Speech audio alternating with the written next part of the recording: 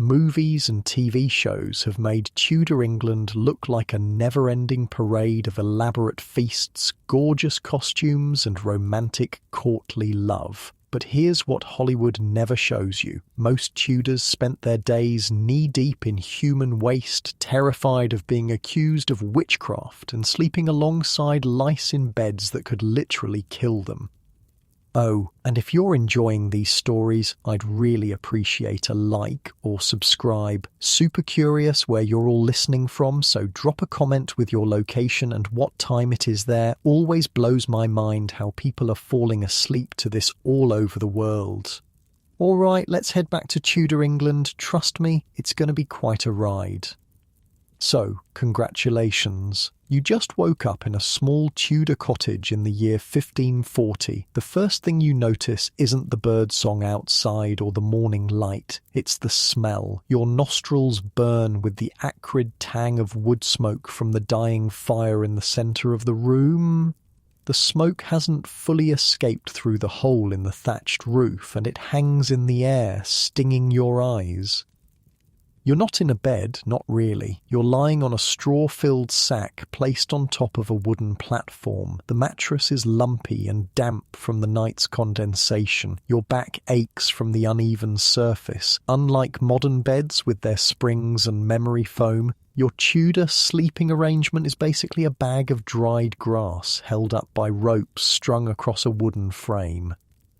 This is why Tudors would say, sleep tight, because those ropes needed regular tightening to prevent you from sagging right through to the floor during the night. You're not alone, either. Your body is pressed against several others, perhaps family members, perhaps servants, perhaps both. Privacy doesn't exist here. Everyone sleeps communally, and you're all sharing your bed with uninvited guests, tiny biting insects that live in the straw.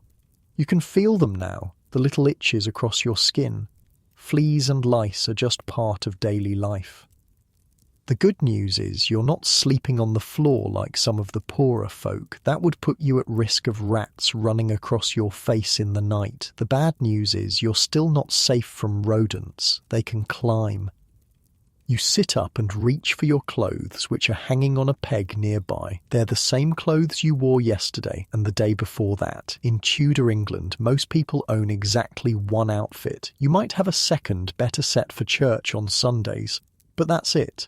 The linen undergarments get washed occasionally, but the wool outer clothes, almost never. They're just brushed clean and aired out. As you pull on your scratchy woolen clothing, your stomach growls. But first, you need to relieve yourself. There's no bathroom, of course. If you're lucky, there might be a chamber pot. If not, there's always the midden heap outside, or, for men, the nearest wall. The concept of sewage disposal is still in its infancy. In larger towns like London, the waste runs down open gutters in the middle of the streets. You're hungry now. Breakfast, if you're fortunate enough to have it, is simple. A piece of bread and perhaps some ale. Yes, ale for breakfast. Water is considered dangerous to drink, and with good reason. It's often contaminated with human waste and can make you violently ill. The alcohol in ale kills some of the bacteria, making it safer. Even children drink it. The bread is tough and coarse, nothing like the soft white loaves of today. It's made from a mixture of rye and wheat, what Tudors called carter's bread, the cheapest available. If you're wealthier, you might enjoy yeoman's bread made of wholemeal. Only the richest eat manchet, made of fine white flour. You step outside your small home. If you're living in a rural area, and most people are, as 90% of the population still lives in the countryside, you'll immediately be greeted by farm animals. Chickens peck at the dirt around your feet. A pig might be rooting through scraps near your door. The animals provide food and income, but they also create more filth and smell. The morning is chilly, but you barely notice. Tudor England is in the grip of what historians now call the Little Ice Age. Winters are brutally cold, with the Thames sometimes freezing solid enough for frost fairs to be held on the ice. But you're used to it. Central heating won't be invented for centuries, and your only warmth comes from the fire and your layers of clothing. Your day is about to begin in earnest, and it will be a long one. The Tudor workday follows the sun, starting at dawn and ending at dusk. In summer, that could mean 15 hours of labour. In winter, the days are mercifully shorter, but then you're contending with the bitter cold. If you're a farmer, you'll spend your day ploughing, planting, harvesting, or tending to livestock, depending on the season. The work is backbreaking. Everything is done by hand or with the help of animals. There are no machines to lighten your load. If you're a tradesperson, perhaps a blacksmith, a carpenter, or a tanner, you'll work from a small shop, often attached to your home. The smell of your trade permeates everything. Tanners, who turn animal hides into leather, are particularly notorious. The process involves urine and animal dung, creating such a stench that tanneries are usually located on the outskirts of towns. Women's work is no less demanding. You might be spinning wool, brewing ale, baking bread, preserving food, tending the garden, caring for children, and managing the household. You're expected to be skilled in herbalism too, creating remedies for common ailments. The morning passes quickly with work. By midday, your stomach is growling again. The main meal of the day, dinner, is served around 11 or 12. If you're an ordinary working person, it might be pottage, a thick soup made of whatever vegetables are in season, perhaps with some barley or oats to thicken it. If you're lucky, there might be a small piece of bacon or salt beef added for flavour. The wealthy eat far better. Multiple courses of meat, fish, game, and fowl. Henry VIII, now on the throne, is known for his extravagant appetite. His court consumes vast quantities of beef, venison, and wild boar. But you're not at court. You're eating your pottage with a wooden spoon, sopping up the liquid with a chunk of that tough bread. After the midday meal, it's back to work. The afternoon stretch is long, especially in summer. Your muscles ache, but there's no rest until the tasks are done. Labour is the rhythm of Tudor life.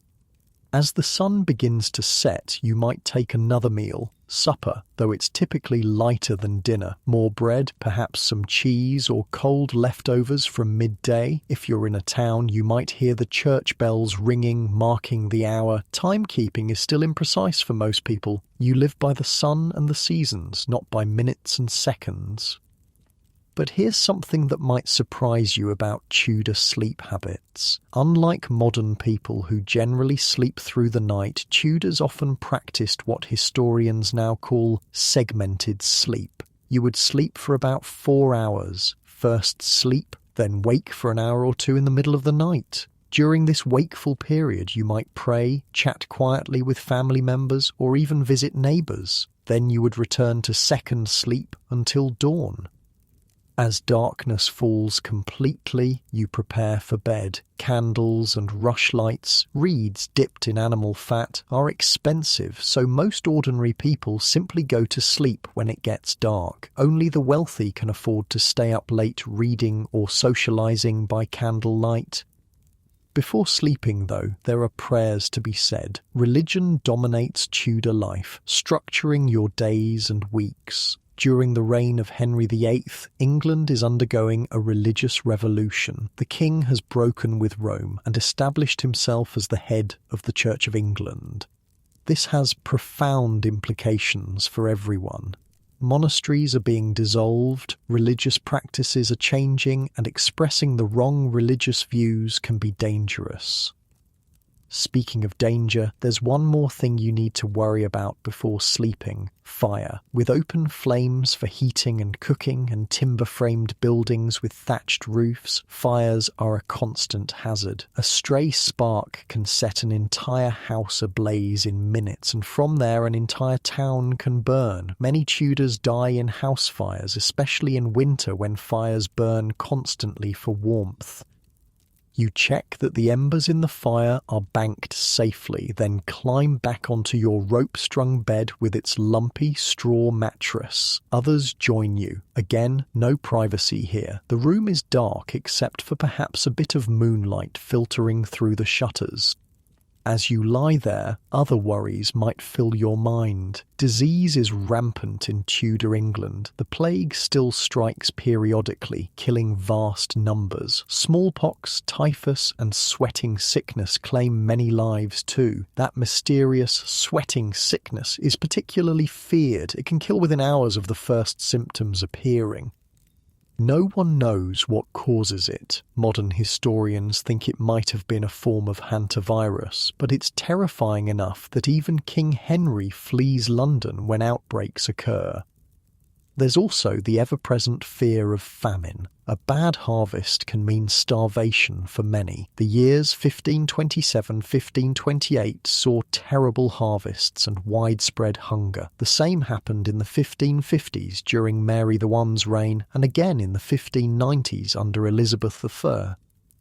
But perhaps the most insidious fear is that of being accused of witchcraft. Although the great witch hunts won't reach their peak until after the Tudor period, the foundations are being laid. In 1542, Henry VIII passed the first Witchcraft Act, making witchcraft a capital offence. If your neighbours decide you've caused their cow to stop giving milk or their child to fall ill, you could find yourself in serious trouble. And it doesn't take much to be suspected. Are you an older woman living alone? Do you know a bit too much about herbs and remedies? Are you outspoken or different in some way? These could all mark you as a potential witch. Take the case of poor Elizabeth Brown, a servant in a wealthy household. She was simply warming herself by the fire when the rope holding a large slab of bacon in the chimney broke. The heavy bacon fell and crushed her. She died 4 days later. Today, we'd call it a tragic accident. In Tudor times, some might have wondered if witchcraft was involved. Who cut that rope? Was someone jealous of Elizabeth? Or consider John Townsend, a labourer working on a church clock tower in 1513. He was carrying the clock mechanism down when it slipped from his hands and fell, striking a young boy named William Brett on the head. William died the next day. Again, a terrible accident. But in a world where people are looking for supernatural explanations, such events can spark dangerous rumours. You pull the thin woolen blanket up to your chin and try to get comfortable on the lumpy straw. The person next to you shifts, jostling your arm. Somewhere in the darkness, someone coughs. Outside, an owl hoots, and you remember the old folks saying that an owl's call presages death. You cross yourself instinctively, a habit deeply ingrained despite the religious changes sweeping through England. Your eyes grow heavy as exhaustion overtakes you. Tomorrow will be another day of hard work, simple food, and the countless dangers of Tudor life. But for now, sleep comes. Your first sleep, at least. You'll wake again in a few hours, as Tudors always do, before drifting off once more until dawn. In the next room, a child whimpers in their sleep. The timbers of the house creak as they settle. The smoke from the banked fire still hangs in the air, familiar and comforting despite its harshness. This is life in Tudor England. Hard, dirty, dangerous, but also the only life you've ever known.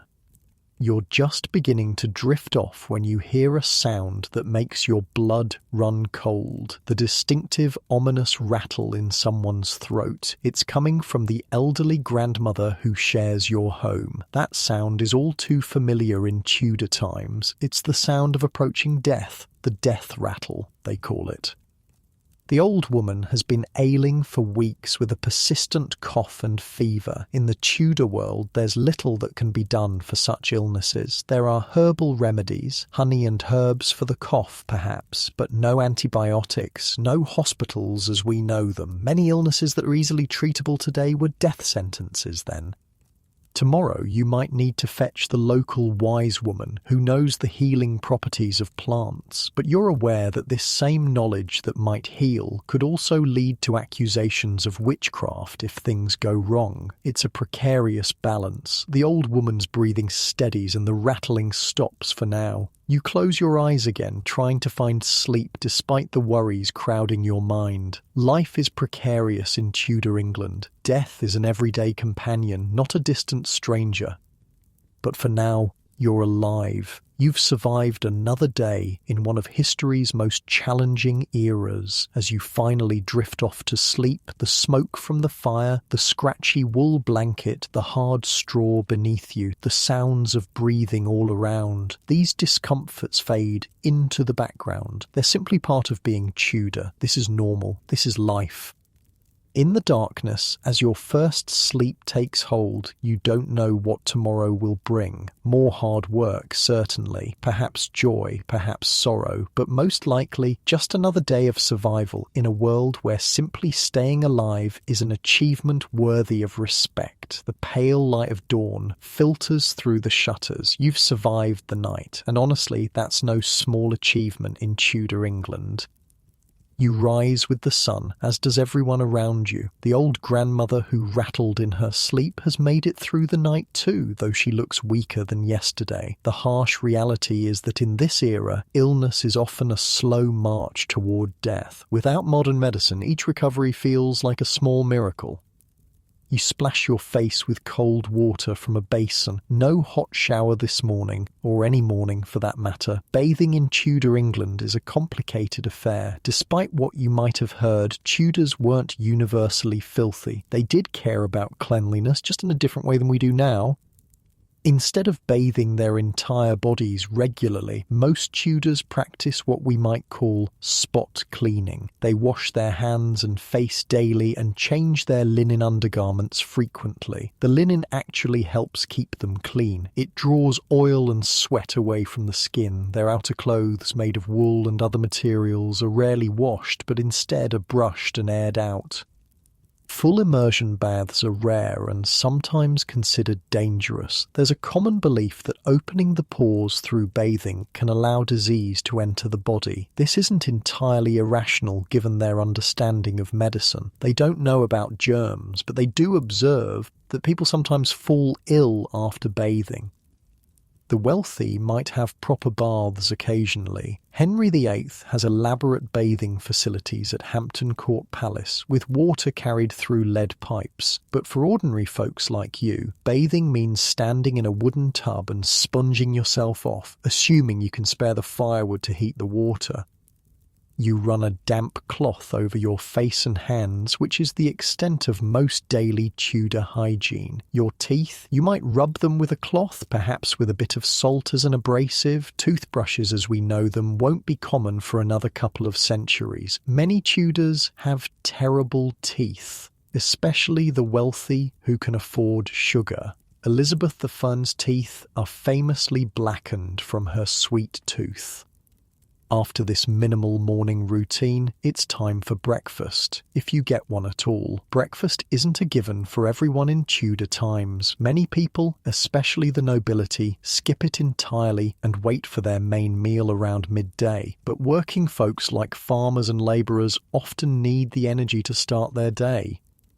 Your breakfast is simple. A chunk of bread, perhaps with a bit of butter if you're fortunate, and a mug of small beer or ale. This beer isn't particularly strong. It's more like a slightly fermented grain beverage with just enough alcohol to make it safer than water. As you chew the dense, coarse bread, you can feel the grit in it. Tudor flour is stone ground and often contains bits of the millstone as well as other impurities. This constant abrasion wears down your teeth over time, contributing to dental problems. After breakfast, you step outside into the Tudor world. If you're in London or another sizable town, the streets are already bustling. Apprentices are opening shops, market sellers are setting up their stalls, and labourers are heading to work. The roads are narrow, unpaved, and filthy. In many towns, there's an open sewer running down the middle of the street, a channel that locals call the kennel. When it rains, these channels overflow, turning the streets into rivers of waste.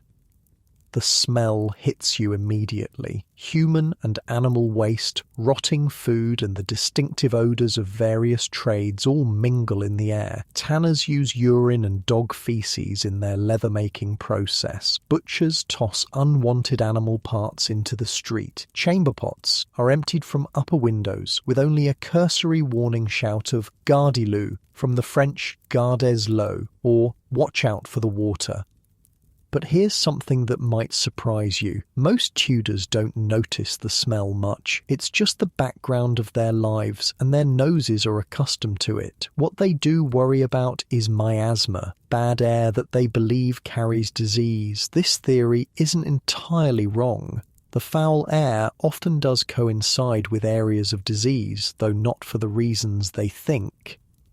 To combat these dangerous smells, many Tudors carry pomanders, perforated balls filled with sweet-smelling herbs and spices. The wealthy might have elaborate gold or silver pomanders, while ordinary folks make do with a small cloth bag of herbs. The herbs aren't just for masking odours. Many of them, like rosemary and lavender, do have antibacterial properties. If you're in a rural area rather than a town, your morning view is different but no less busy. Fields stretch out around the village, divided into strips rather than the enclosed fields of later centuries. This is the open field system, where each family farms several scattered strips rather than one consolidated plot. It's inefficient by modern standards, but provides some insurance against localized crop failures. As you start your day's work, the dangers of Tudor life are all around you. If you're a farmer, there's the risk of injury from tools or draft animals. A kick from a horse or ox could be fatal. If you're working in construction, falls are a constant hazard. In manufactories or workshops, accidents with tools and machinery claim many lives.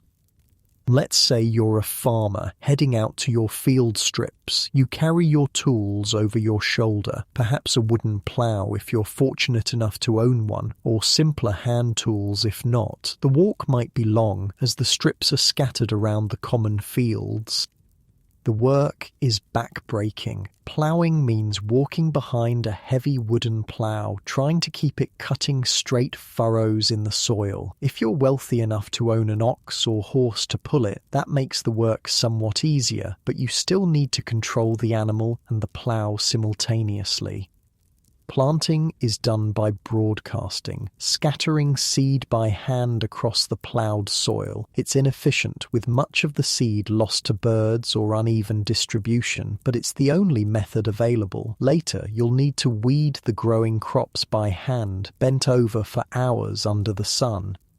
Harvest time is the busiest and most dangerous. Working with scythes and sickles leads to frequent cuts, which can easily become infected in an era before antibiotics. The pressure to bring in the harvest before rain ruins it means working from dawn until dusk without rest. Dehydration and heat exhaustion claim many lives during harvest seasons.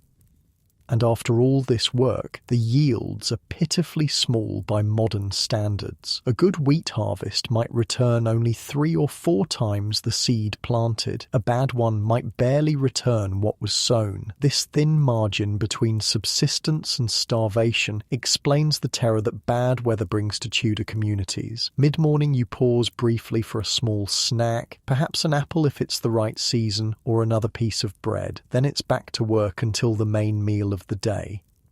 Around 11 or 12, you return home or to a designated eating place for dinner, the largest meal of the Tudor day. For ordinary folks, this is still simple fare, more pottage, that ever-present thick soup, bread, perhaps some cheese, and seasonal vegetables from the garden. Meat is a luxury for most, reserved for special occasions or as a flavouring rather than a main dish. What's in your pottage depends on the season and your resources. In spring, it might contain young peas and beans, onions and fresh herbs. In summer, more vegetables join the pot. Autumn brings root vegetables and fruits. Winter pottage relies heavily on dried peas, beans, and whatever root vegetables could be stored. The cooking is done over an open fire, with the pot hanging from a hook or sitting on a trivet above the flames. Temperature control is imprecise at best, and cooking is a skilled art. Many meals are burned or undercooked, adding to the challenges of Tudor nutrition.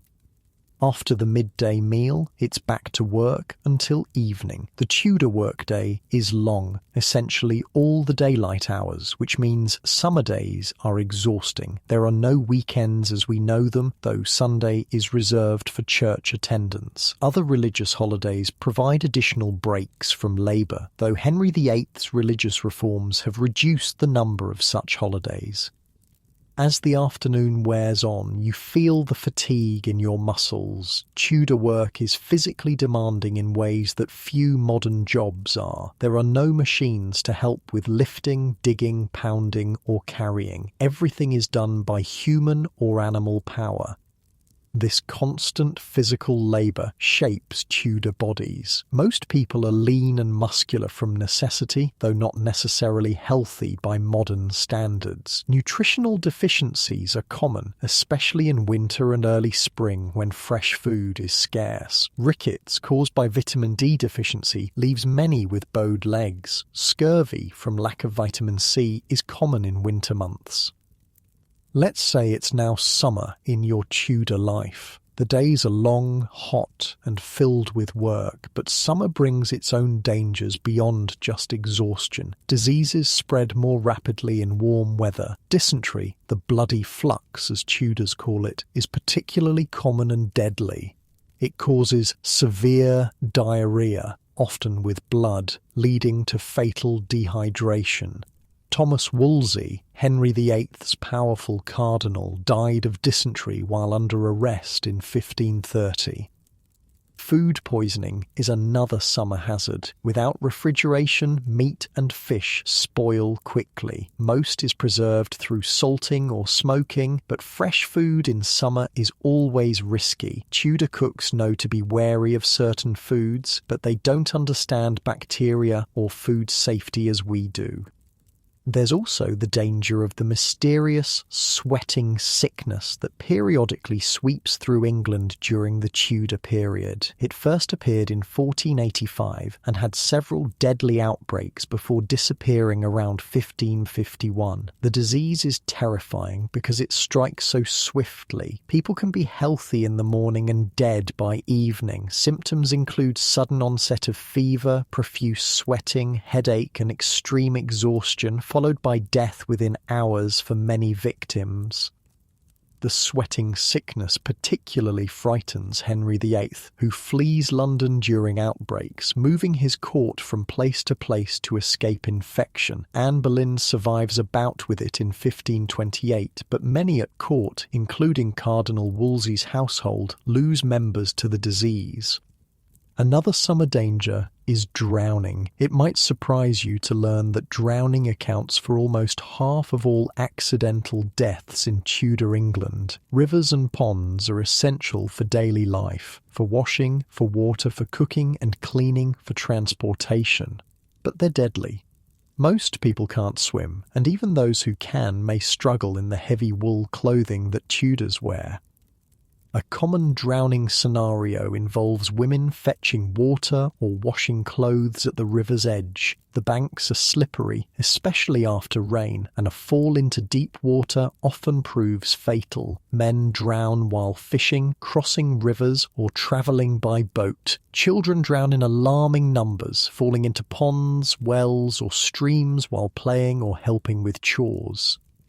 One particularly sad case from Tudor records tells of Dorothy Cawthorne, a maidservant who went to fetch water from a pond. She slipped, fell in, and drowned. The inquest noted that she had tried to break through the wall near the pond to escape, but couldn't make a large enough hole. By late afternoon, your workday is finally approaching its end. The sun is lower in the sky and your body aches from the day's labour. You might take another small meal around 5 or 6, what Tudors call supper. This is typically lighter than dinner, perhaps bread and cheese or leftover pottage from midday. After supper comes what little leisure time Tudor life allows. This varies greatly depending on your social status and the season. In summer, there might be village games or dancing on the green. In winter, families gather around the fire for storytelling, simple crafts, or just conversation. For the wealthy, leisure might include music, chess or other board games, hunting, a particular passion of Henry VIII, or reading. For ordinary folks, pleasures are simpler, perhaps a mug of ale at the local alehouse, gossip with neighbours, or singing traditional songs.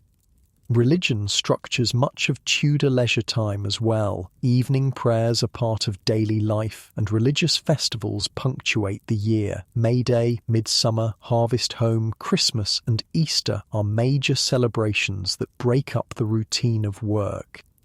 But even leisure carries dangers in Tudor England. Sports are often violent and unregulated. Football, not modern soccer but a rough ancestor of it, frequently results in serious injuries. There are no fixed rules, no limit on the number of players, and precious little concern for safety. Games often end with broken bones or worse. Wrestling, another popular sport, leads to similar injuries, and then there's bear baiting and bull baiting, blood sports where dogs are set against a chained bear or bull. These spectacles are beloved by Tudors of all classes, including the royal court, but are deadly dangerous for participants and, occasionally, for spectators when animals break free. Dancing, a more civilised pastime, still has its hazards. Tudor dances are energetic and sometimes performed near fires for light and warmth. Records show numerous cases of dancers, particularly women in long dresses, getting too close to flames and suffering severe burns, or even death when their clothing ignites. As evening deepens into night, you prepare once again for sleep. The fire is banked to keep embers alive until morning. Starting a new fire is difficult and time-consuming, so maintaining one is important. Shutters are closed against the night air, which many believe carries disease. You might say prayers before bed, especially if you have children. Religion is woven into every aspect of Tudor life, and evening prayers are as routine as breathing. The specific prayers might have changed with Henry VIII's religious reforms, but the practice remains. Then it's back to that rope-strung bed with its straw mattress. In summer, the heat can make the small enclosed house stifling. The straw might be alive with insects. In winter, the cold seeps through walls and around window frames, and you pile on whatever coverings you have. Woolen blankets, old cloaks, anything to keep warm. You lie down alongside family members, perhaps servants too. The old grandmother's breathing seems more laboured tonight. You wonder if you should send for the local wise woman in the morning, risking both the expense and the potential for gossip about witchcraft. Medicine and superstition are thoroughly intertwined in Tudor thinking. Outside, an owl calls again. Inside, the fire pops as a pocket of sap explodes in the heat. Someone coughs in their sleep. These are the sounds of Tudor night, as familiar to you as traffic or air conditioning might be to a modern person. As you drift toward your first sleep, your mind might turn to the wider world beyond your immediate experience. Henry VIII has been king for over 30 years now. His break with Rome, his multiple marriages, his dissolution of the monasteries, these have transformed England in ways that affect even the humblest subjects.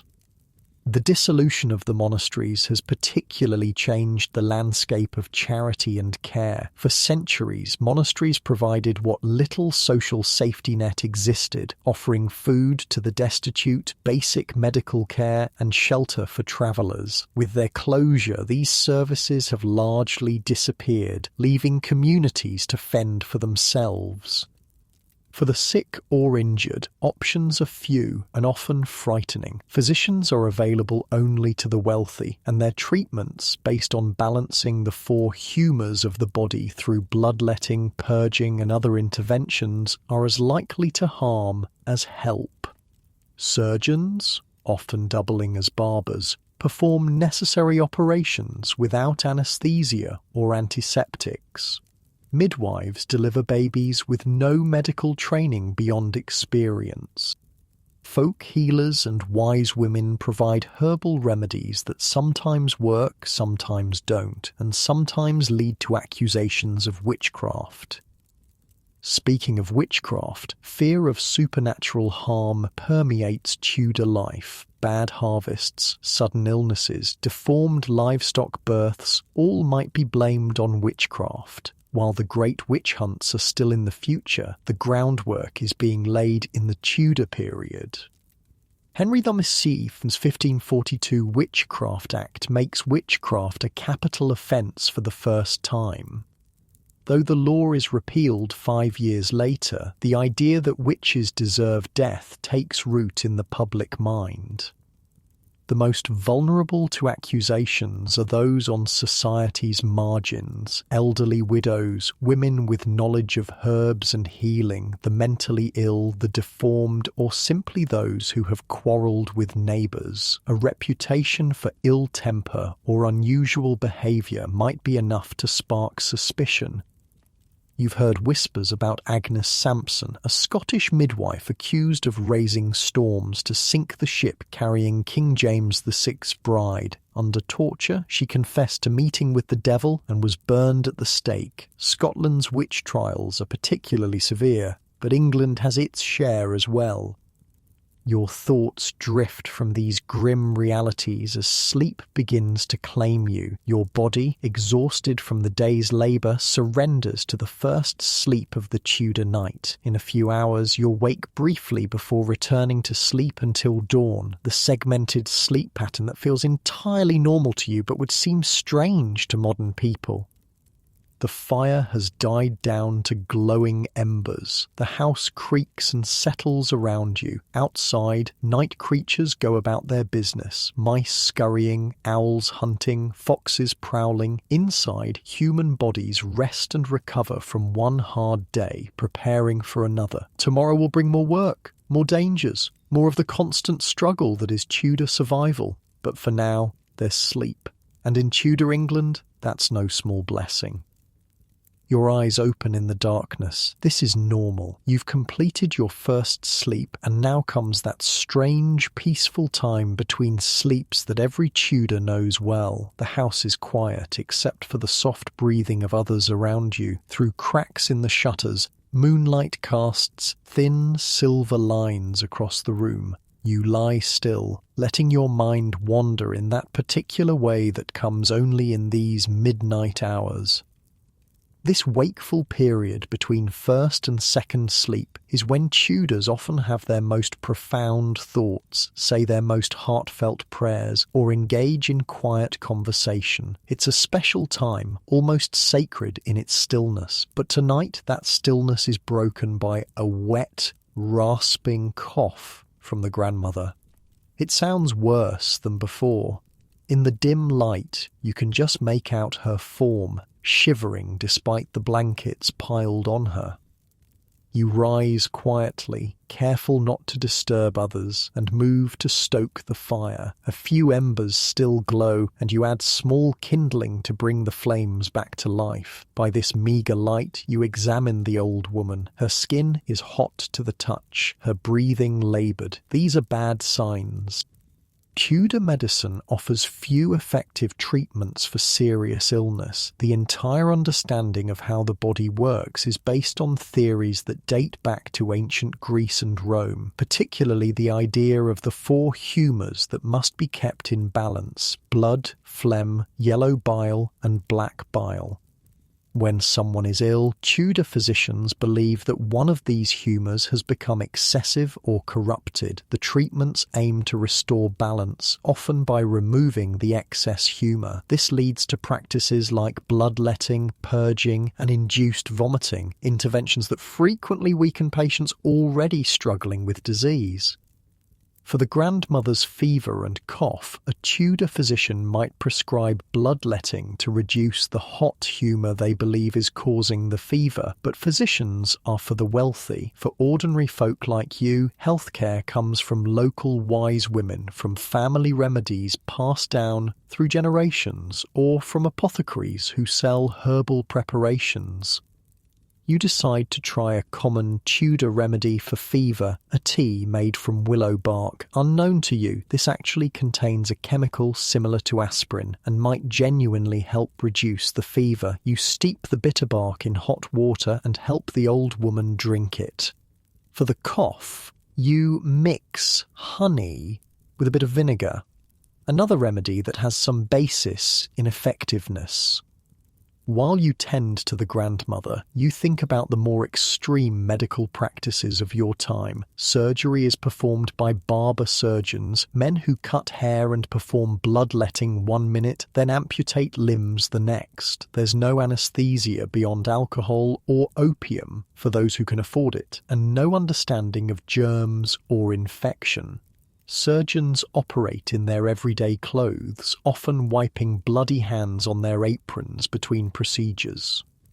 Childbirth is perhaps the most dangerous medical event in a Tudor woman's life. It's handled exclusively by midwives. Men are forbidden from the birthing room by custom and sometimes by law. Some midwives are skilled and experienced, but they have no formal training and no way to deal with serious complications. Many women die in childbirth, and infant mortality is horrifically high. Even Henry VIII, with access to the best care available, lost many children in infancy. The grandmother seems to rest easier after your simple remedies. The willow bark tea has helped reduce her fever somewhat. You sit beside her for a while, watching the rise and fall of her chest. In Tudor England, caring for the sick is a family responsibility. There are no hospitals as we know them, though some towns have pest houses where victims of plague or other contagious diseases might be quarantined, often to die. You glance around at the other sleeping forms. Children, perhaps your own, curl together for warmth. Sleep, like everything else in Tudor life, is communal. The idea of private bedrooms for each family member is an unimaginable luxury. The children face dangers that would horrify modern parents. Child mortality is so high that many families don't even name infants until they've survived their first year. Children as young as 7 are put to work, performing tasks that match their strength and abilities. By 14, most are working full-time, whether in the fields, in trades as apprentices, or in domestic service. Many Tudor children are sent away from home to work as servants in other households. This practice cuts across class lines. Even the children of the gentry might be sent to serve in noble households to learn manners and make connections. For poorer families, having a child in service means one less mouth to feed at home and perhaps a small income from their wages. The fire flickers, casting dancing shadows on the wall. In the quiet of night, your mind turns to the wider world beyond your home. Henry VIII's reign has brought massive changes to England. His break with Rome has created religious tensions that affect every aspect of life. The king's dissolution of the monasteries has been particularly consequential for ordinary people. Monasteries weren't just religious institutions, they provided charity, education, and medical care. Their lands, now seized by the crown and often sold to wealthy nobles, had previously provided employment for many. their disappearance has left gaps in the social fabric that nothing has filled. Religious practices that were central to community life for generations have been altered or forbidden. The veneration of saints, prayers for the dead, pilgrimages to holy sites, all these have been condemned as superstition. Parish churches have been stripped of their colourful decorations, whitewashed into stark simplicity. For many Tudors, these changes are deeply unsettling. Religion isn't just about Sunday worship, it structures their entire understanding of the world, from birth to death and everything in between. To have it changed by royal decree feels like having the ground shift beneath their feet.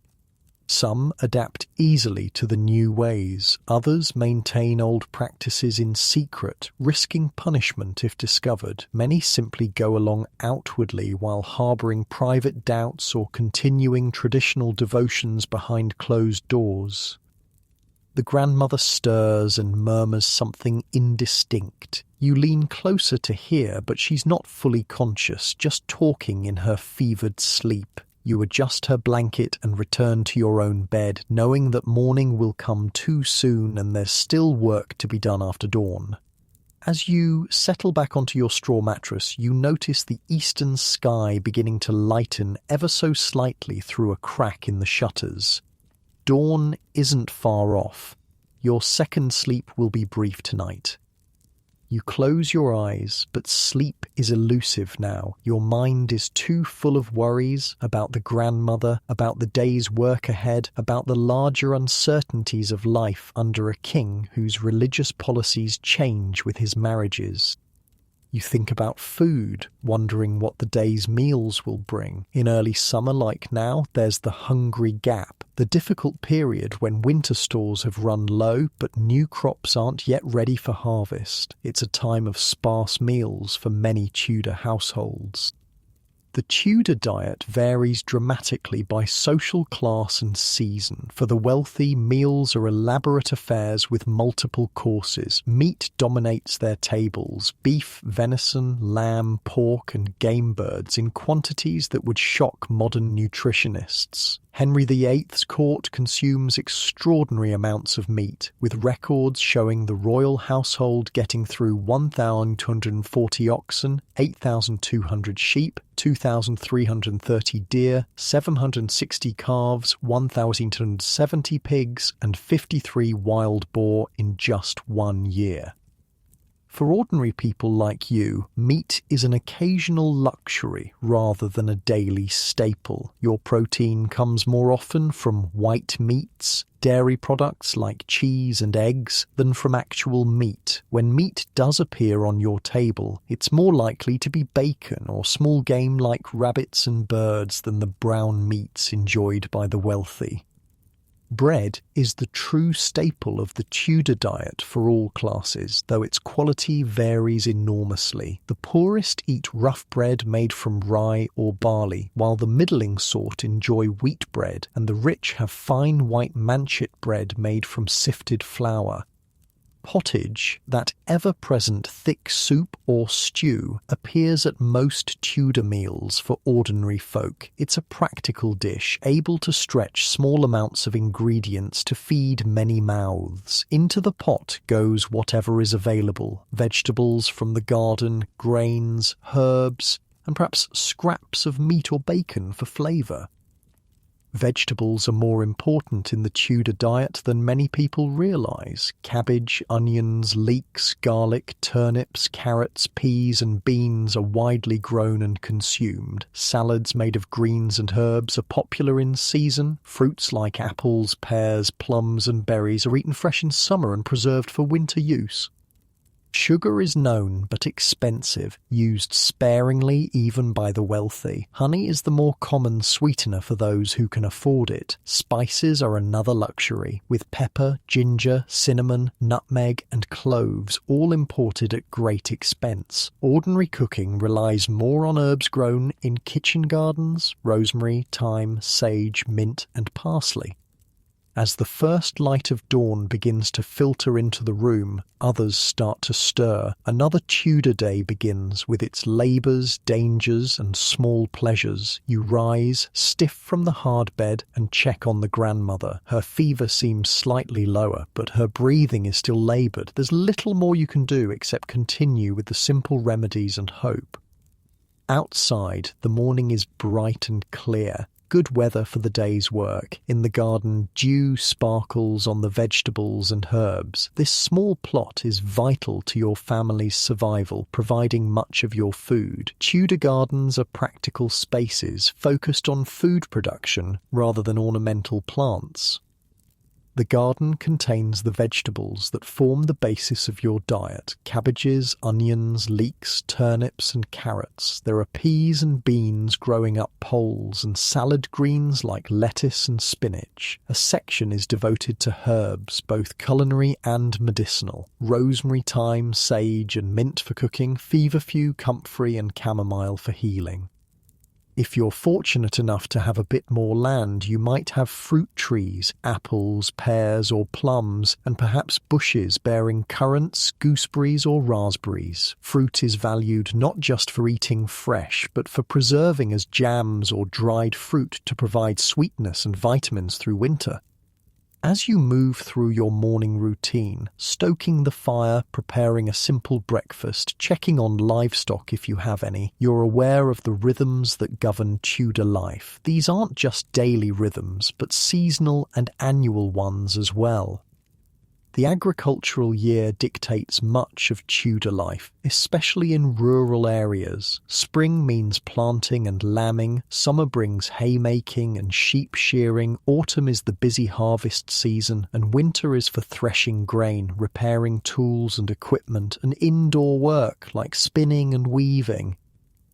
Religious observances provide another calendar overlaid on the agricultural one. The church year begins with Advent, leading to the 12 days of Christmas. Then comes Candlemas, Lent, Easter, Whitsuntide, and a procession of saints' days and holy days throughout the year. Each has its traditions, foods, and sometimes fairs or markets associated with it.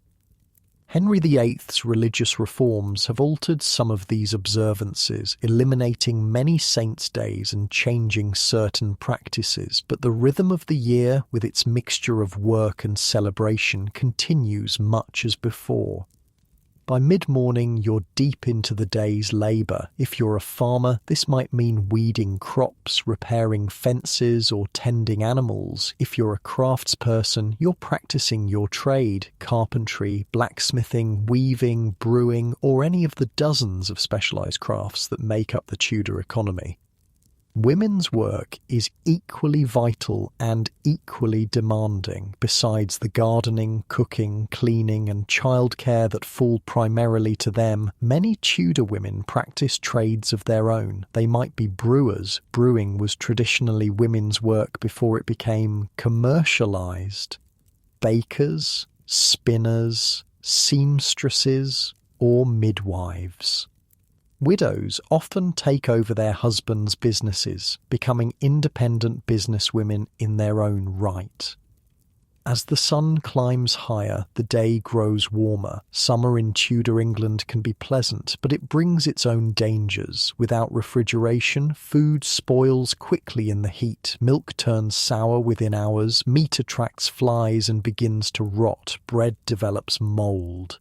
Preserving food through salting, smoking, pickling or drying is an essential skill. The heat also brings disease. The sweating sickness seems to prefer summer months for its deadly appearances. Other diseases like dysentery and typhus spread more easily in warm weather too. Water sources may grow stagnant and contaminated, increasing the risk of waterborne illness. Working through the heat is exhausting, but there's no alternative. The work must be done when conditions allow, regardless of comfort. You pause occasionally for water, perhaps from a well, a spring, or a barrel collecting rainwater. Clean water is precious, used carefully for drinking and cooking. Washing uses water of lower quality, perhaps from a nearby stream or pond. By midday, hunger draws you home or to whatever place you take your main meal. Dinner, as Tudors call this midday meal, is the largest of the day. For working people, it needs to provide enough energy for the afternoon's labour. Your dinner today might be bread with cheese, perhaps some salad greens from the garden dressed with a little vinegar, and pottage containing whatever vegetables are in season. If it's a special day, there might be a small piece of bacon or salt beef added to the pottage for flavour and protein. You eat with a knife and a spoon. Forks aren't common yet in Tudor England, except among the very wealthy, and even they use them mainly for serving rather than eating. Your plate might be wood or perhaps pewter if you're prosperous. The poorest might use trenchers, pieces of stale bread that serve as edible plates. As you eat, you glance at the grandmother. She's awake but weak, managing only a few spoonfuls of pottage and a little watered ale. Her condition worries you. At her age, any serious illness could be fatal. The Tudor world is particularly harsh for the elderly, who have no pensions, no retirement homes, no social safety net beyond their families. After dinner, it's back to work for the afternoon. The sun is hot overhead now, and sweat soaks your linen shirt. Tudor clothing is layered and often heavy by modern standards, especially for the better off who wear wool and even fur. Working folk dress more practically in linen and lighter wool, but still far more heavily than would be comfortable today. Your basic outfit consists of a linen shirt or shift worn next to the skin. This absorbs sweat and can be washed relatively frequently. Over this goes a woolen kirtle or doublet and hose or skirts, depending on your gender. These outer garments are rarely washed, just brushed and aired.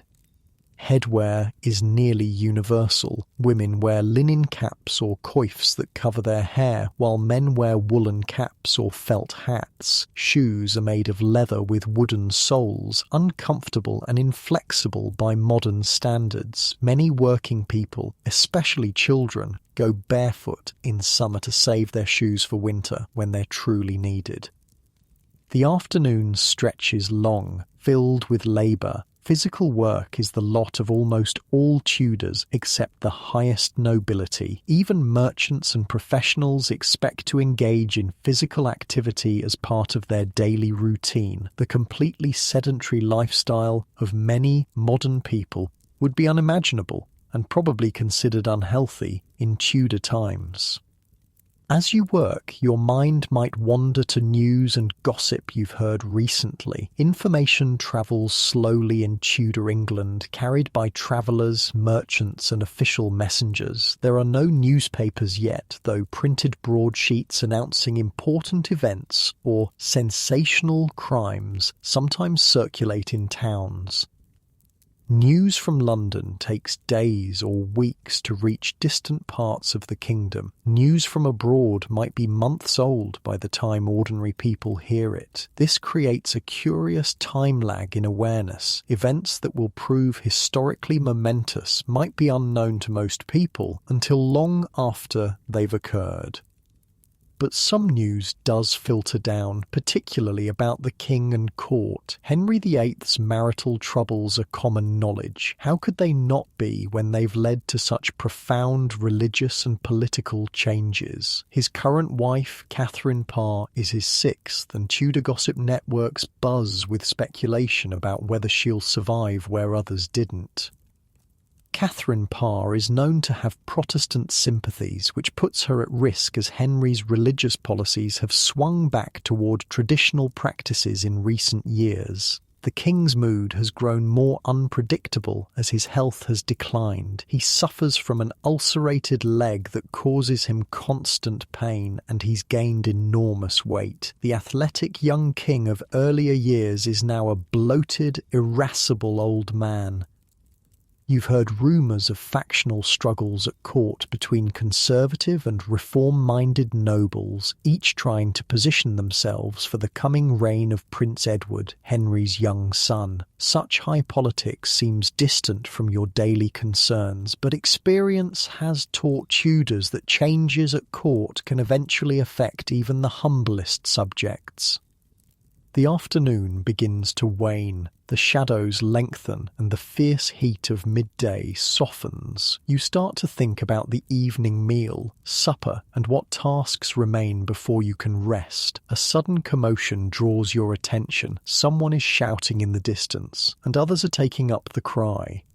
Fire is one of the most dreaded disasters in Tudor communities, where wooden buildings with thatched roofs stand close together and firefighting equipment is primitive at best.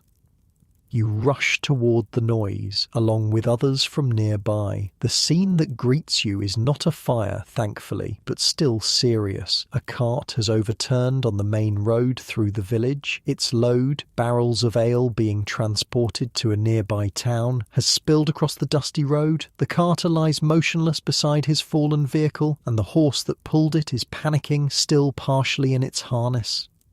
Several men rush to calm and free the horse, while others tend to the injured carter. He's alive but unconscious, with blood seeping from a gash on his head where he struck the ground or perhaps the cart itself as it fell.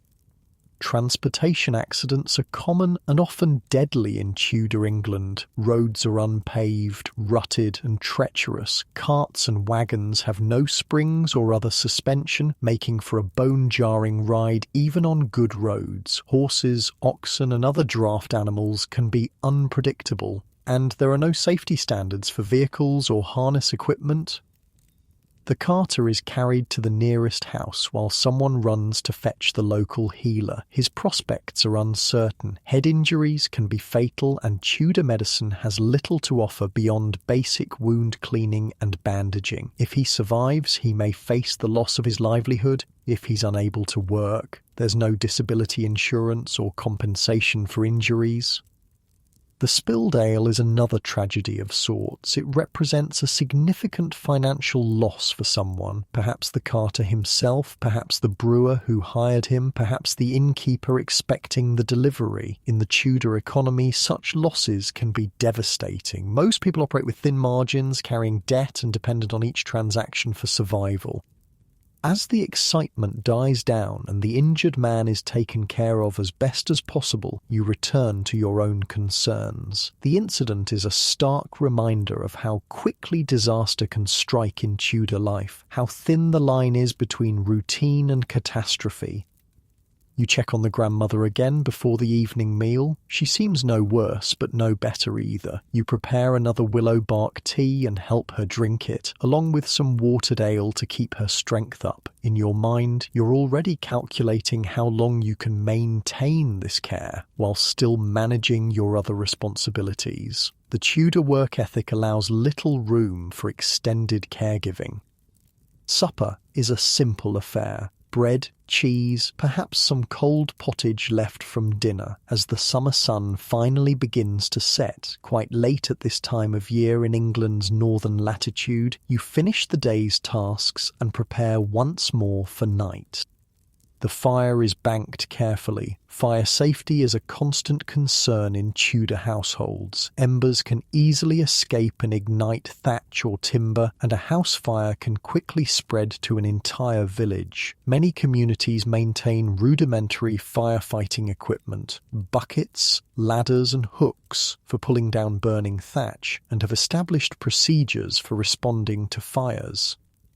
Before settling into bed, you take a moment to step outside and look at the twilight sky. The stars are beginning to appear, brighter and more numerous than modern people ever see through light-polluted skies. For Tudors, the night sky is both familiar and mysterious.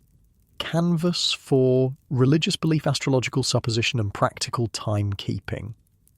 You know some of the constellations and what they signify for planting or navigation. You've heard theories about what stars actually are, perhaps holes in the celestial sphere showing the light of heaven beyond, or perhaps fiery bodies like the sun, but much smaller and more distant.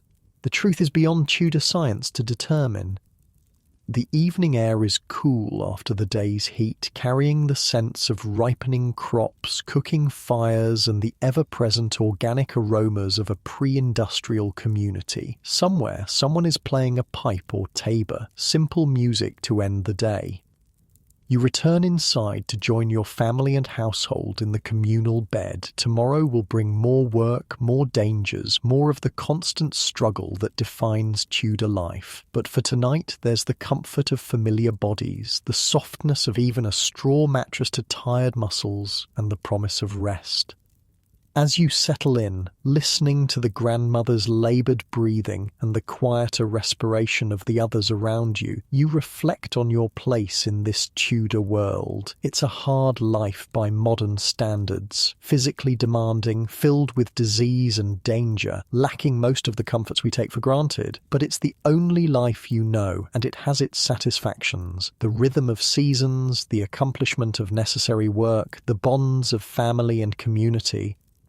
You drift toward your first sleep as darkness fills the room completely. Outside, an owl calls and something small scurries beneath the eaves. The summer night has begun, bringing its own set of Tudor experiences, different from but no less real than those of day. Morning comes again as it always does. Your eyes open to the pale light filtering through the cracks in the shutters. Another Tudor day begins. Your first thought is of the grandmother. You turn to check on her and find her awake, her eyes clearer than yesterday. The fever seems to have broken during the night. She's still weak, but there's improvement. The simple remedies and her own resilience have bought her more time at least. Relief washes over you. Death is an everyday companion in Tudor England, but that doesn't make losing family any easier. The grandmother is the repository of family knowledge, herbal remedies, weather signs, old stories, practical skills passed down through generations. Her loss would be not just emotional, but practical too. You rise and begin the day's routine again. Light the fire, prepare a simple breakfast, ready yourself for work. But today, there's a difference. It's market day in the nearest town, and you need to go. Perhaps once a week or once a month, depending on the distance. Tudor people make the journey to market towns to buy, sell, and barter. The walk to town might be a mile or two, or it might be many miles if you live in a remote area. Roads are poor, unpaved dirt tracks that turn to mud in rain and dust in drought. There are no signposts or maps. You navigate by landmarks and local knowledge. Walking these roads carries risks. Highwaymen are a genuine threat, especially for those known to be carrying money or goods. More common dangers include simple accidents. A twisted ankle on uneven ground can leave you stranded and vulnerable, or getting lost if fog or darkness descends. But today, the weather is fair, and you're travelling a familiar route. Others from your village are making the same journey, some driving carts with produce to sell, others like you on foot. There's safety in numbers, and the group moves together, conversation making the journey pass more quickly. As you approach the town, the road becomes busier. Farmers drive livestock to market. Sheep, cattle, pigs, the animals add to the traffic and the mess on the road. You step carefully to avoid the fresh dung. The smell grows stronger as you near the town. Not just animal waste, but human too, along with the distinctive odours of tanning, butchery, brewing, and other urban trades.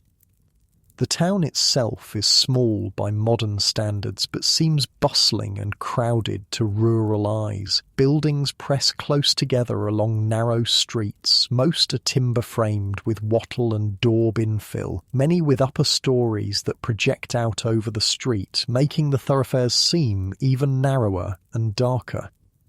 Market day transforms the town's central square. Stalls and tables display goods of all kinds, vegetables, fruits, grains and livestock from surrounding farms, cloth, leather goods, pottery and metalwork from local craftspeople, and more exotic items brought by merchants from further afield. Spices, fine textiles, books for those who can read, jewellery for those who can afford it. The market is more than just a place of commerce. It's where news and gossip spread, where proclamations are read, where criminals might be publicly punished in the stocks or pillory. It's a social centre as much as an economic one. You have specific tasks at the market. Perhaps you're selling surplus produce from your garden or eggs from your chickens. Perhaps you're buying necessities that can't be produced at home. Salt, metal tools, cloth. Perhaps you're seeking specific herbs for the grandmother's recovery. Whatever your purpose, you navigate the crowded square with the practiced eye of someone who knows the value of things and the art of bargaining. Money in Tudor England is complex. There are gold coins, angels and nobles for large transactions, silver coins, shillings, groats and pennies for everyday purchases, and copper coins, farthings, for the smallest exchanges. Most ordinary people deal primarily in pennies and farthings. A skilled labourer might earn 6 to 8 pence per day, while an unskilled worker gets 3 to 4 pence. A pound of butter costs about 3 pence, a chicken 2 pence, a pound of cheese 2 to 3 pence. But much economic activity happens without money changing hands at all. Barter is common, especially in rural areas. Labour is exchanged for goods, one type of produce for another. Credit arrangements between neighbours and within communities help smooth out the ups and downs of seasonal income. As you move through the market, you're aware of the social hierarchy visible all around you. Clothing instantly marks people's status. The wealthy wear silk, fine wool, and fur in bright colours made with expensive dyes. Their garments are embellished with embroidery, slashing, and pinking, decorative cuts that reveal contrasting fabric beneath. Sumptuary laws theoretically restrict who can wear what, reserving certain fabrics, colours and decorations for specific social ranks. Purple silk is for royalty only, velvet and satin for the nobility and wealthiest merchants, and so on down the scale. In practice, these laws are difficult to enforce, and the aspiring middle classes often push the boundaries.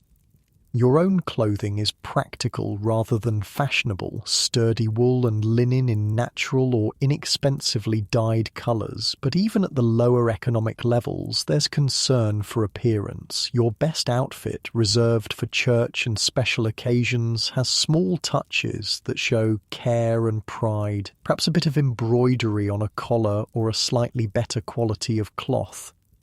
As you pass the church, you notice activity around its doors. A group of poor people, some elderly, some disabled, some simply destitute, wait for the daily distribution of alms. Before Henry VIII's religious reforms, monasteries provided much of this charity.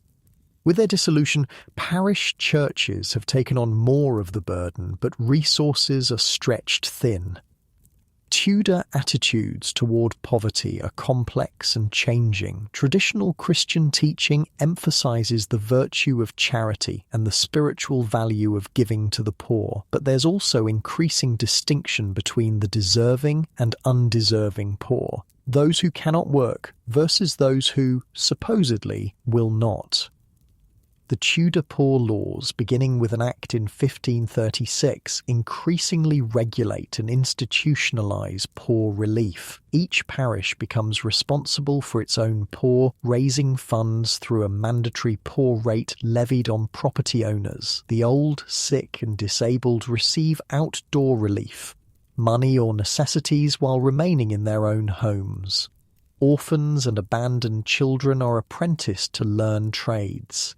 The able-bodied poor are set to work, with refusal punishable by whipping or imprisonment. Begging without license is criminalised, reflecting growing fears about vagrancy and social disorder. Sturdy beggars, able-bodied homeless people, face harsh punishments including whipping, branding, enslavement, and even execution for repeat offences. The dissolution of the monasteries has increased the numbers of displaced and desperate people on the roads, fueling these fears. You pass by the town's jail, a a small, grim building where accused criminals await trial or convicted ones serve short sentences. For serious crimes, jail is merely a prelude to corporal or capital punishment, not a punishment in itself. Tudor justice is swift and severe by modern standards. There are over 200 capital offences, including not just murder and treason, but also theft of items worth more than a few shillings, poaching the king's deer, and various forms of fraud and counterfeiting. Public punishment is designed to shame and deter. Minor offenders might be placed in the stocks or pillory, exposed to public ridicule and abuse. More serious criminals face whipping, branding, or mutilation before execution. Execution itself is public and often elaborately cruel, especially for treason, which merits hanging, drawing, and quartering for men or burning for women. Despite this severity, or perhaps because of it, Tudor England has no professional police force. Law enforcement relies on ordinary citizens serving as constables and watchmen, and on the hue and cry, the obligation of all who witness a crime to raise an alarm and join in pursuit of the criminal. Turning away from these grim thoughts, you complete your market business and prepare for the journey home. Your purchases are wrapped in cloth or stuffed into a sack to carry. If you've sold produce or goods, you have a few coins or perhaps items acquired in trade. The walk back feels longer, your feet tired and your arms burdened with your market purchases, but there's satisfaction in successful errands and the anticipation of sharing market news with those at home. The countryside looks different in the afternoon light. Fields of grain ripple in the breeze, approaching harvest time. The narrow track winds between hedgerows full of birds and small animals. This landscape has been shaped by centuries of human habitation and agriculture, yet much of it would still be recognizable to modern eyes, especially in the more remote regions. One change that is reshaping the Tudor countryside, invisible day to day but significant over time, is the enclosure movement. Common lands that were traditionally available to all villagers for grazing animals or gathering firewood are increasingly being enclosed by hedges or fences and claimed as private property by landowners. This enclosure accelerates during the Tudor period as raising sheep for wool becomes more profitable than growing crops. Large landowners convert arable fields to sheep pasture, which requires far fewer workers. The result is displacement for many rural families, who lose both access to common resources and opportunities for agricultural work. As you walk, you notice a small group gathered by the roadside, looking at something on the ground. Curious, you approach and find them examining a dead bird, a crow or raven. One old man is shaking his head gravely. "Bad omen that," he mutters. "Crow falling dead from the sky like that. Mark my words, there'll be trouble coming." Folk beliefs and superstitions permeate Tudor daily life, existing alongside and sometimes intertwining with formal religion. Signs and omens are taken seriously, from the flight patterns of birds to unusual weather to dreams and bodily sensations. These aren't seen as contradicting Christianity, but as part of God's communication with the world. You're not sure you believe the dead crow foretells disaster, but you find yourself making a small sign to ward off ill luck anyway. Such gestures are second nature in a world where the boundary between natural and supernatural seems much thinner than it does to modern minds. The conversation turns to other recent strange occurrences. A calf born with 2 heads on a nearby farm, an unseasonable frost that damaged fruit blossoms, a mysterious light seen in the churchyard at night. Each might have a natural explanation, but each also carries potential supernatural meaning in the Tudor worldview. This blend of practical observation and mystical interpretation characterizes much of Tudor thought. It's visible in medicine, where herbal remedies based on generations of empirical observation coexist with treatments derived from astrological principles or the doctrine of signatures, the belief that plants resembling body parts can cure ailments of those parts. It appears in agriculture too, where genuinely useful practices like crop rotation and careful seed selection operate alongside planting by the phases of the moon and ritual protections against blight, and it shapes responses to disasters like plague, which might be simultaneously understood as a result of miasma, bad air, divine punishment, and malevolent witchcraft. Continuing your journey, you pass a small shrine by the roadside, a niche containing a weathered statue of a saint with a few wildflowers placed before it. Such shrines were once common throughout England, but many have been destroyed or left to decay since Henry VIII's religious reforms condemned veneration of saints as superstitious. This one has survived, and clearly some locals still maintain it secretly. The persistence of Catholic practices, despite their official prohibition, creates another layer of tension in Tudor society. Outward conformity with the established church is required by law, but private beliefs and practices are harder to regulate. The extent of religious enforcement varies with the monarch's own inclinations and the zealousness of local authorities. Under Edward VI, Protestant reforms will accelerate. Under Mary I, Catholicism will be restored with brutal persecution of Protestants. Under Elizabeth I, a moderate Protestantism will be established with varying degrees of tolerance for those who quietly maintain Catholic practices.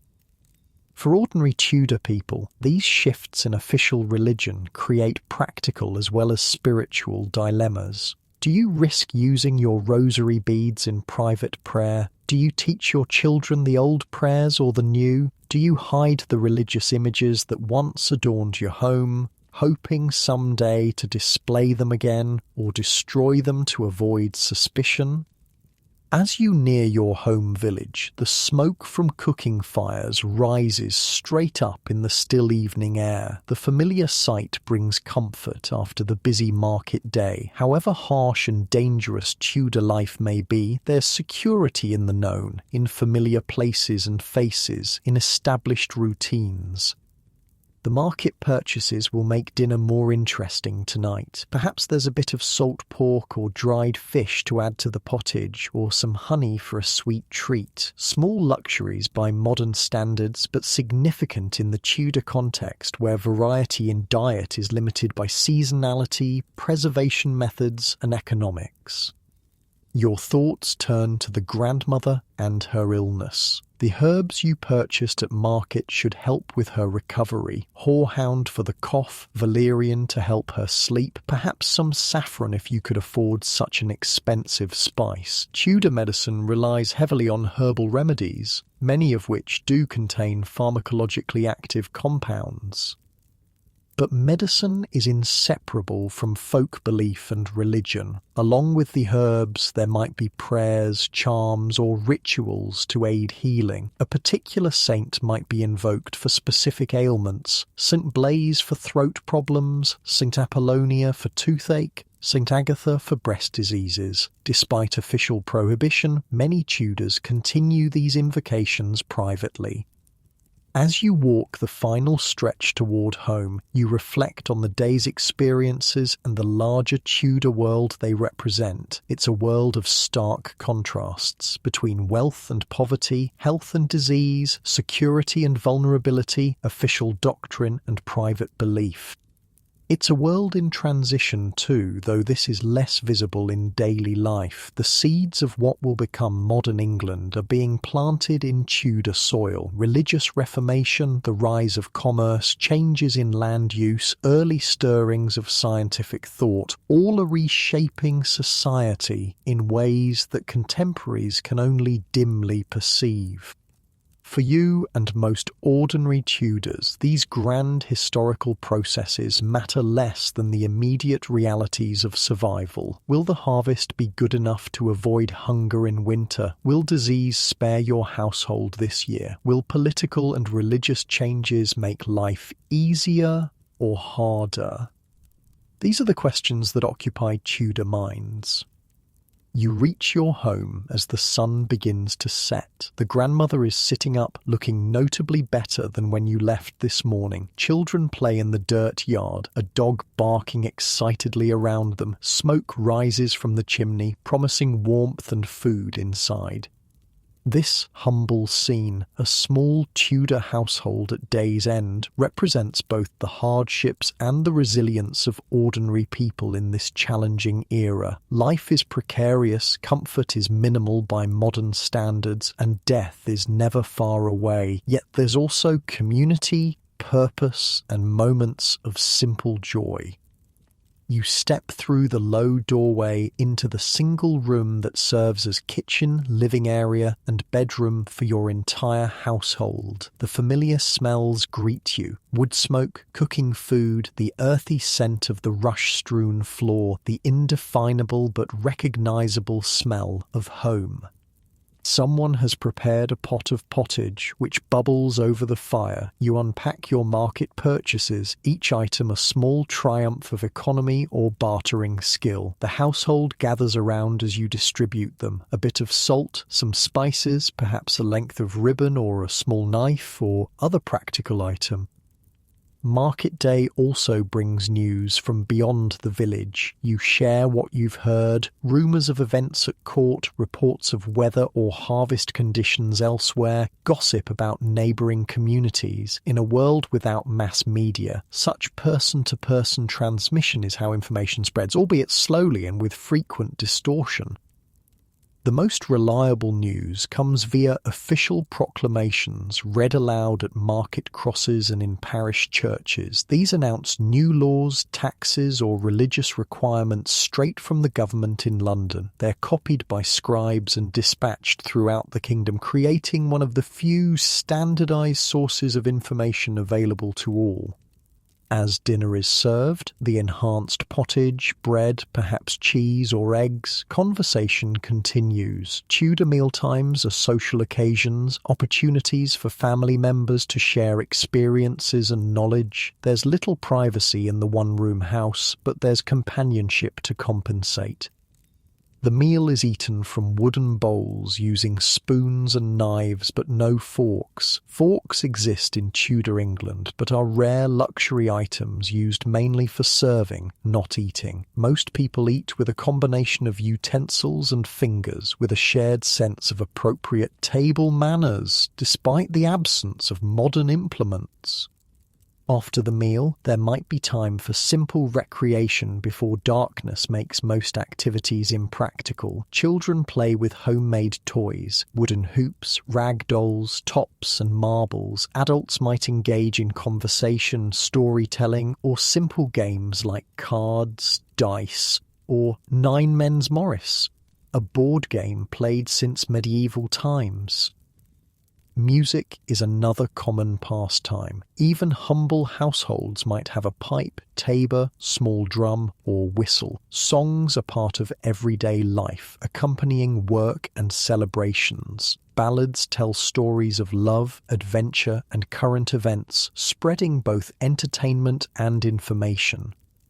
The evening draws on, and thoughts turn towards sleep again. The fire is banked, evening prayers are said, and the household prepares for bed. The shared sleeping platform with its straw mattress awaits, offering rest for bodies tired from the day's exertions. As you settle in for the night, surrounded by family, your mind drifts to tomorrow. There will be more work, more challenges, more of the constant effort required simply to exist in Tudor England. But there will also be small pleasures, moments of connection, the satisfaction of skills well used. This is the reality of Tudor life for ordinary people, not the glittering court pageantry or momentous political events that dominate history books, but the daily, unglamorous business of survival. It's a hard life by modern standards, but it's also the only life you know filled with its own kinds of meaning and value. Outside, an owl calls in the gathering darkness. Inside, the breathing of your household creates a gentle rhythm. The grandmother's breathing is easier tonight, a small victory against the precariousness of Tudor existence. Tomorrow will bring its own triumphs and defeats in the ongoing struggle that is life in Tudor England. Morning arrives with a commotion. Before the sun has fully risen, there's shouting outside. You jolt awake, instantly alert. Sudden noises rarely herald good news in Tudor England. You rush to the door and open it to find several neighbours gathered, faces grim. There's been a theft in the village during the night. Someone broke into the miller's storage and stole a quantity of flour, a serious crime in a world where food security is precarious and theft of valuable goods can be punishable by death. The village constable is organising a search. In Tudor England, there's no professional police force. Law enforcement relies on ordinary men serving as parish constables on a rotating basis. It's an unpaid, often thankless position that most try to avoid, but someone must maintain order and investigate crimes.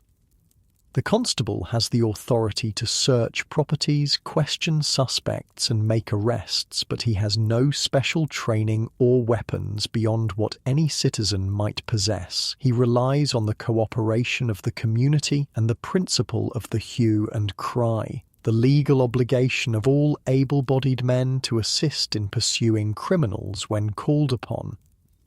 You join the search party, as is expected of any able-bodied man. The flour thief might be someone from the village driven by hunger, or perhaps an outsider passing through. Either way, the consequences could be severe if they're caught. Petty theft might result in whipping or time in the stocks, but theft of valuable goods, and flour certainly qualifies in a subsistence economy, could lead to hanging. Tudor justice is swift and harsh by modern standards. Trials at the quarterly assizes or more frequent quarter sessions are brief affairs, often lasting just minutes per case. There are no police investigations, forensic evidence, or professional defense attorneys. Cases rely on witness testimony, circumstantial evidence, and the defendant's own words. Many accused stand trial without any legal representation. For minor offences, local justices of the peace handle cases even more summarily. These JPs are typically wealthy landowners with no legal training, appointed by the Crown to maintain order in their communities. Their jurisdiction includes vagabonds, moral offences, minor thefts, and public disorder.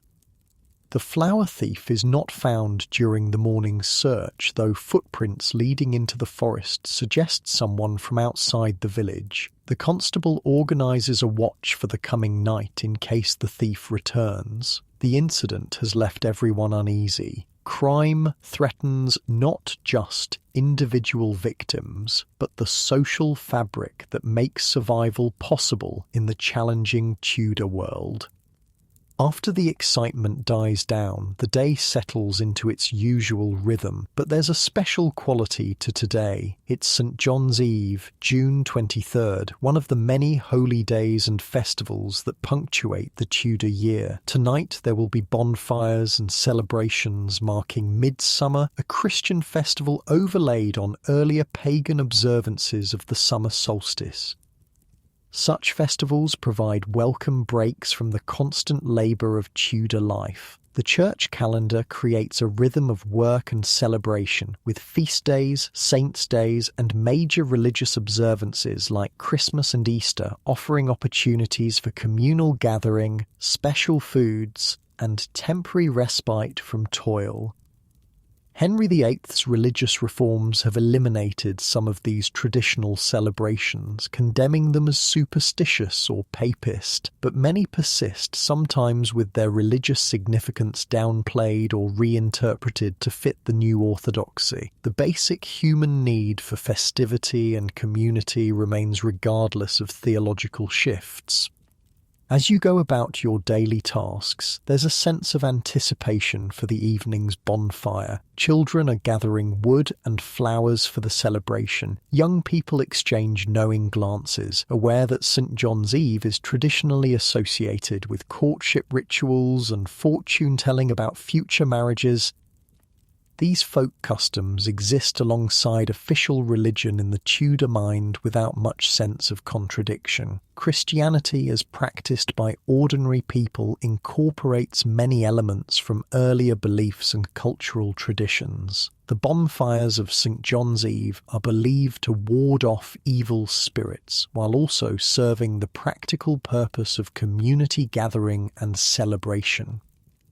By midday, your work takes you near the village church. The building itself reflects the religious changes sweeping England, where once colourful paintings of saints and biblical scenes covered the walls, now there is whitewash. Statues have been removed, stained glass windows broken, and replaced with plain glass in some places. Inside, the elaborate rood screen that once separated the nave from the chancel has been torn down, reflecting the Protestant emphasis on direct access to God without priestly mediation. The altar has been replaced by a communion table, now placed lengthwise in the church rather than against the east wall, another symbolic change emphasizing the communal meal aspect of communion over its sacrificial interpretation. These physical changes mirror the theological ones imposed from above. The Latin Mass has given way to English-language services. Elaborate vestments have been simplified. Prayers for the dead, veneration of saints, and belief in purgatory have been officially condemned, though many continue these practices privately. For ordinary people, these changes are not just matters of abstract theology, but disruptions to the rhythms and certainties of life. Rituals that once marked birth, marriage, death, and the changing seasons must be adapted or abandoned. Communities split between those who embrace reform and those who cling to tradition. Families divide along religious lines. The personal becomes political in ways few could have imagined a generation earlier. You notice the parish priest moving around the churchyard, preparing for evening prayers. His position is complicated in these changing times. If he's an older man, he was ordained as a Catholic priest, but has had to adapt to the new ways or lose his living. If younger, he's been trained in the Reformed faith, but serves a community where many still hold to older beliefs and practices. The priest's authority has changed too. Once he was the unquestioned spiritual leader of the parish, a mediator between the people and God. Now his role is more that of a teacher and preacher, explaining the scriptures that increasingly literate parishioners can read for themselves in English translations. Literacy is growing in Tudor England, though still limited compared to modern levels. Perhaps 30% of men and 10% of women can read by the end of the period, concentrated in urban areas and upper social classes. The printing press, introduced to England in the late 15th century, has made books more affordable and accessible, though still luxury items for most. The Bible in English is the most significant printed work for most Tudor people who can read. First legally published in 1539 under Henry VIII, every parish church is required to have a copy available for public reading. For many, hearing these scriptures in their own language rather than Latin is revolutionary, bringing religious texts alive in new ways. Other printed materials circulate too: almanacs predicting weather and astrological influences, broadsheets announcing news or sensational crimes, pamphlets arguing religious and political positions, practical guides to farming or household management. This emerging print culture begins to create more standardized information across the kingdom, though oral transmission remains dominant for most. Education is also expanding beyond the traditional preserves of the church and nobility. Grammar schools, often founded with money from dissolved monasteries, provide Latin-based education for boys from middle-class families. Some towns establish petty schools, teaching basic literacy and numeracy to both boys and girls. Apprenticeships offer practical education in trades and crafts. For most children, however, education remains informal and practical, learning by doing alongside parents and other adults. Girls learn household management, food preparation, textile skills, and basic medicine. Boys learn farming, crafts, or their father's trade. Both absorb the social and religious values of their community through observation and instruction. As afternoon deepens toward evening, preparations for the St. John's Eve celebration continue. Special foods are being prepared, perhaps strawberries, the quintessential fruit of English summer, or special bread marked with a cross. Medicinal herbs gathered on this day are believed to have enhanced potency, and many women collect them for their household pharmacopoeia. The grandmother, now recovering well from her illness, supervises younger women in these preparations. Her knowledge of which herbs to gather and how to preserve them is invaluable. This transmission of practical knowledge from generation to generation is how Tudor society maintains and builds its collective wisdom in the absence of formal educational institutions for most people. As the sun begins to set, the community gathers on the village green where the bonfire has been built. There's an air of excitement, especially among the young. Music begins, perhaps a pipe and tabor player, or a group with a fiddle, drum, and woodwind instruments. Dancing will follow once the bonfire is lit. Tudor music and dance differ from what we know today. The instruments are simpler, but played with skill passed down through generations. Dance forms include circle and line dances, where everyone can participate regardless of skill level. More complex dances are known to those with leisure to learn them, particularly the gentry who might imitate court dances on a simplified scale. The bonfire is lit as darkness falls and cheers rise from the gathered villagers. The flames leap high, casting flickering light on faces both young and old. In this moment, the hardships of Tudor life recede somewhat. There's warmth, community, celebration, things that transcend the specific historical period and connect to universal human experiences. Children run and play games in the firelight. Older people sit and talk, sharing drinks and food. Young men and women eye each other across the flames, perhaps engaging in the courtship rituals traditional to this night. Midsummer has long been associated with love and fertility. Its position halfway through the year making it a natural time for thinking about future partnerships.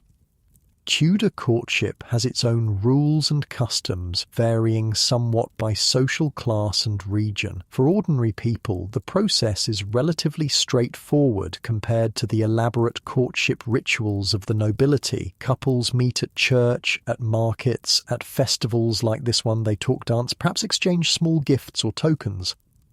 Parents and community have significant input into marriage choices, viewing matrimony as an economic and social alliance as much as a personal relationship, but there's also recognition of the importance of some degree of compatibility and mutual consent. The ideal is a partnership that works both emotionally and practically in the business of survival. As the celebration continues, you notice a stranger at the edge of the gathering, a man in travel-stained clothes, watching the festivities with interest. Travellers are common enough on the roads of Tudor England. They might be merchants, peddlers selling small goods from village to village, labourers seeking work, or pilgrims visiting shrines, though the latter have decreased since Henry's religious reforms. This particular traveller seems harmless enough, and someone eventually offers him a drink and a place by the fire. Hospitality to strangers is both a Christian virtue and a practical custom in a world where anyone might need shelter when travelling. In return, travellers bring news, stories and connections to the wider world beyond the village boundaries.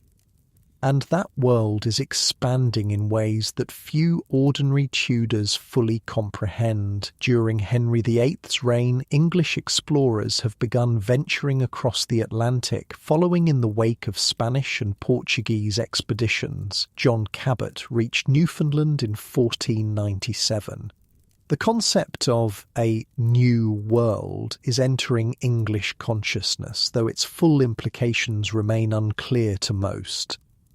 Closer to home, England's relationships with European powers shift constantly through alliances, conflicts, and Henry's marital diplomacy. France and Spain are the major powers that English foreign policy must navigate between. Scotland remains an independent kingdom with its own complex relationship to England, often hostile but sometimes allied. The traveller at your village bonfire might have tales of these larger political events filtered through rumour and elaboration. He might have heard news from London more recent than anything known locally. He might have stories of strange customs from distant parts of England itself, or songs popular in other regions. As the night deepens, the bonfire burns lower. Older people and young children drift home to bed, while the more energetic continue celebrating. The mood is relaxed now, warmed by fire, food, drink, and company. These moments of communal joy are the counterbalance to the many hardships of Tudor life.